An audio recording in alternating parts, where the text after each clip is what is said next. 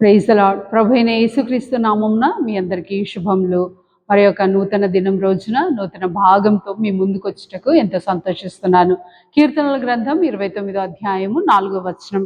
యెహోవా స్వరము బలమైంది, యెహోవా స్వరము ప్రభావము గలది. మనము ఈ సంవత్సరము చూసినట్లయితే చాలా అసాధారణంగా ఉన్నది. ఎటు చూసినా వాతావరణం శాఖ యొక్క హెచ్చరింపులు, రాజకీయ పరిణామాలు, అకాడమిక్సే కానీ చుట్టూన్న పరిస్థితులు అల్లకల్లోలంగా, ఒక దిక్కు యుద్ధాలు, కరువు అన్నీ మన ముందుకు వచ్చి ఉన్నాయి. ఎటు చూసినా భయము, ఆందోళన లేకపోలేదు. ఆ వార్తలు విని విని మందగిలిపోయినట్లుగా ఉంటుంది. కానీ ఒక స్వరము వీటన్నిటినీ డామినేట్ చేసేదిగా, ఆ స్వరం చేత నువ్వు ధైర్యపరిచేదిగా, ఆ స్వరము నిన్ను బలపరిచేదిగా ఉంది అంటే అది కేవలము ఆయన స్వరమే, అది యెహోవా స్వరమే.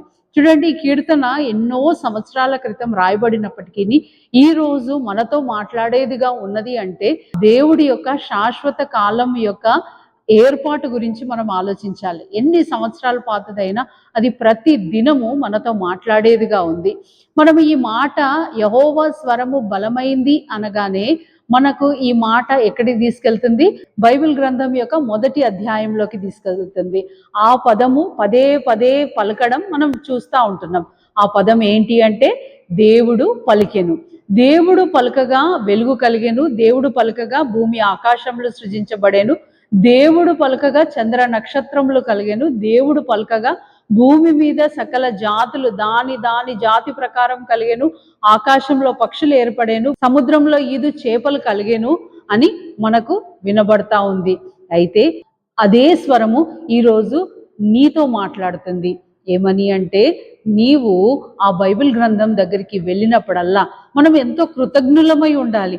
ఆయన మాటలు మన ముందు, మన చేతిలో, మనకు అందుబాటులో ఉండునట్లుగా, మనకు అర్థమయ్యే భాషలో ప్రచురమై ఉన్నాయి.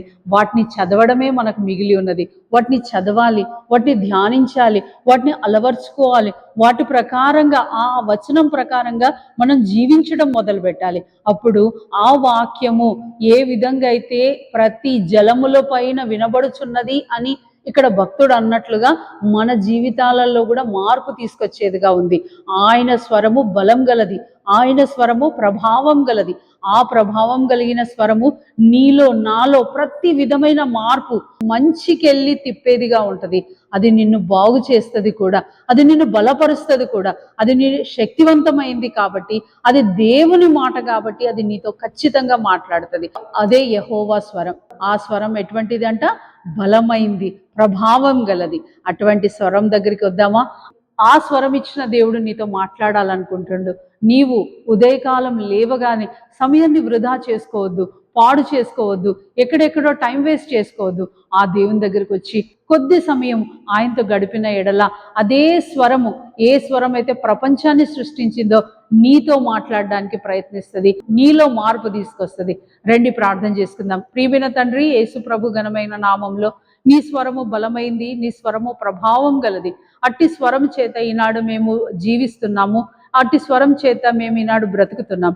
దేవా, మాలో మార్పు వచ్చినట్లుగా మేము కూడా నీ వాక్యానికి అనుకూలంగా మార్పు చెందినట్లుగా కృప చూపించమని ప్రార్థిస్తూ యేసుక్రీస్తు పరిశుద్ధమైన నామంలో ప్రార్థిస్తున్నాం తండ్రి. ఆమేన్.